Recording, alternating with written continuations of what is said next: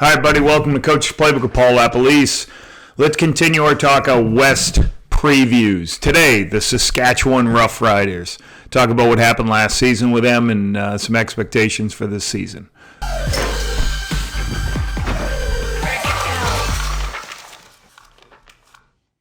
Before we start, please subscribe to the page and turn notifications on. It's going to help support the page. Promote CFL content going out on YouTube, so please do that, and notifications, turning those on will allow you to see when we're posting new stuff. Okay, last season for the Riders, what happened? 9-8-1 season for the Riders, made it back to the playoffs. They were 5-5 versus the West, 4-3-1 versus East, and they were 5-4 at home, and they're away 4-4. And also with a tie. So, interesting season. Corey Mace comes in, new staff, and there are some things I thought last year, and I talked about last season, I thought they would be successful. Why? Because when Corey came from Toronto, when he was the Argonauts defense coordinator, they led the CFL in takeaways. And I said, if Trevor Harris can stay healthy and they can create takeaways, I think this team can really jump up in the rankings. What did they do? Well, they led the CFL in takeaways, and Trevor Harris stayed healthy for most of the year, but they did lose Trevor for some games throughout the course of the season. So that's where we sit again with a older quarterback, with a talented defense. Trevor stays healthy, it could be an amazing year for them. All right, let's go over a couple of things. Each year I always kind of do a prep of each team to start the process of my prep for the season. So offensive points, 4th in the Canadian Football League. Let's start with offensively. Now, net offense, 7th in the Canadian Football League. As we remember, Shea Patterson had to play some games as Trevor was out. Rushing 6th in the CFL with only 90 yards per game. Passing 4th at about 280. Completion percentage, we're not high completion percentage. Interesting for a Trevor Harris team, only 67%. And it is amazing. I just said 67% was 8th in the Canadian Football League. I remember a time where 64% would lead the Canadian Football League in completion percentage. So it really shows that the pass game has changed. It's gone more shorter, controlled passing behind the line of scrimmage stuff. Passing TDs, they had 27, so they're very good. That's 3rd in the CFL. Second down conversion, 7th. Why does second down conversion sometimes... I would say this, when you don't have mobility at the quarterback position, you better be bang on with processing, putting yourself in a good situation. And when you play younger quarterbacks, it's sometimes difficult. The guys who scramble and can move around can create first downs with their legs. So for this unit, 7th in the CFL. Giveaways, 1st in the Canadian Football League. That's why you win games. They had the fewest turnovers of an offense in the Canadian Football League. So they protected the football, only 23. Big plays are 9th in the CFL with 29, so they did not have a lot of explosive plays. And 20-plus passing. So explosive plays, big play is a 30-plus pass. But they had a bunch of 20-plus passes, however reasons. They had 56 of them, which was 1st in the CFL. Pass efficiency, what's called 20-plus pass efficiency, when you throw it deeper than 20 yards, how are you throwing touchdowns, interceptions? 2nd best in the CFL. Why? Because when they threw past 20, when they completed it, their TD interception ratio was very excellent. So some good things offensively. What do they need to do better? Obviously, Trevor stays healthy. I never get overly concerned. Should this team run the football more? Should they, AJ Ouellette being healthy again should give them a good opportunity to run the football if they want to. But, Trevor's short passing game is just as good as the run game. So you just don't want to be one-dimensional. So they got to do what they do very well. What they do very well, they protected the football last year. What they do very well, they didn't throw interceptions when they were taking their shots downfield.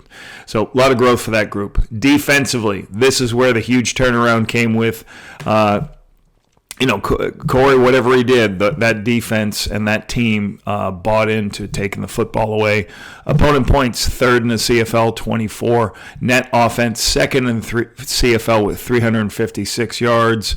Rushing yards, led the Canadian Football League in keeping people from running the football, putting them in a position to first in the CFL, only 80 yards per game. So what do? They make people one-dimensional. Once you make people one-dimensional, it's going to be really hard because they can drop back and play a ton of zone and pick that ball off.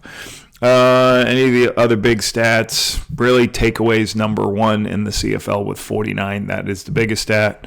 Second in interceptions with 24. And turnover margin, which is one of the biggest indicator of wins or losses, plus 26. First in turnover margin. That's why they got where they needed to be and got back into the playoffs, because they're first in turnover margin. A couple other stats. Sam Emulus had a really good year, third in targets in the CFL. I'm impressed with their nickel or Sam linebacker, CJ Revis, at 89 defensive tackles. Here's an interesting stat. Roland Milligan, leading interceptor of the Canadian Football League, also third in the Canadian Football League in tackles with 20 on special teams alone. That's an amazing stat. Marcus Sayles had a good season. And Milligan, Sayles, Thurman, between those three players, 19 takeaways.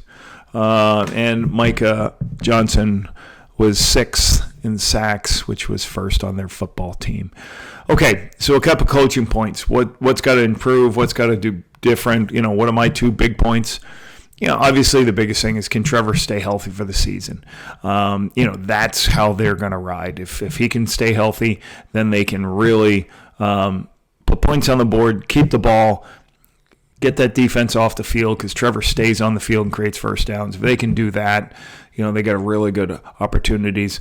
They do have a little bit more depth than they've had at the position, with Jake Mayer coming in from Calgary as a backup, so in case there was injuries to Trevor. So I think they're pretty good at the quarterback position. They good opportunities. And again, if the defense continues to play like they do, you don't have to do too much at the quarterback position if you're playing Jake Mayer.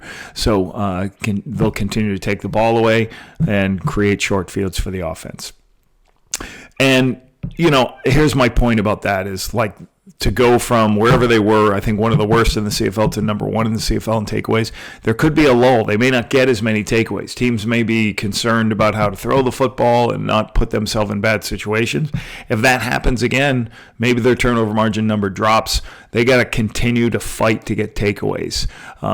They had 10 more than any other team in the CFL, so that's got to be priority once again, and that's got to be something they build. If they all of a sudden go from first in turnover margin down to third or fourth, it might be hard to finish with the record they did last season. And then the biggest thing I think everybody in the West is thinking about, can we unseat the best in the West, which has been Winnipeg for the past 5 seasons. So that's a growth and a step they need to go ahead and make. Great story about the stats. What's the best story about this team? They don't turn it over, and they take it away more than anybody else in the league. So first in both categories. That's why you win football games. And again, why do you get takeaways? Because it's so hard on 1st and 10 to run the football. You're always in 2nd and long, so you're taking shots downfield, or you're always in a passing situation. Not a lot of 2nd and 1 to 2s when you face this defense, because of how good they are at stopping the run. And, I think some roster story stuff for me was Mike Rose. The addition of Mike Rose coming over from Calgary, and Shane Ray added to that depth of the defensive line, and it gives you some, it continues to build the talent in that interior core. One thing Jeremy O'Day said during the free agency, I really was impressed with. They had 9 All-Stars, and they were able to re-sign all of them. And that's a tribute to the facilities there, the culture they're starting to build, just the fan base in that place, and the fact they had to let go of some people, but were able to keep that 9. I thought that was impressive. And another roster big story, I am looking forward to seeing Jamarcus Hardrick come back. Injured last season early, so I think having him help in the run game, AJ Ouellette should make that offensive unit be able to be a little bit more two-dimensional and keep people off balance, get that short passing game matched with some run game. They could be in for a great season. So that's the Saskatchewan Roughriders. Looking forward to seeing them, what they do week 1.